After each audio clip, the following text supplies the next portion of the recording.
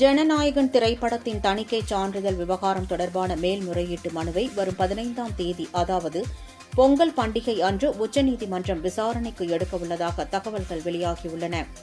பொங்கல் பண்டிகையை முன்னிட்டு தவேக தலைவர் விஜய் நடிப்பில் உருவான ஜனநாயகன் திரைப்படம் ஜனவரி 9ஆம் தேதி வெளியாக இருந்தது. ஆனால் தணிக்கை சான்றிதழ் கிடைக்காததால் தள்ளிப்போனது. தணிக்கை சான்றிதழ் வழங்க உத்தரவிடக் கோரி சென்னை உயர்நீதிமன்றத்தில் பட தயாரிப்பு நிறுவனம் தாக்கல் செய்த மனுவை விசாரித்த தனி நீதிபதி PT ஆஷா உடனடியாக UA தணிக்கை சான்றிதழ் வழங்க உத்தரவிட்டார்.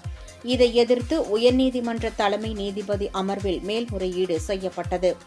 அதில் தனி நீதிபதியின் உத்தரவிற்கு இடைக்கால தடை விதித்து வழக்கு விசாரணையை வரும் 21ஆம் தேதிக்கு ஒத்திவைத்தனர். இதை எதிர்த்து உச்சநீதிமன்றத்தில் பட தயாரிப்பு நிறுவனம் மேல்முறையீடு செய்துள்ளது.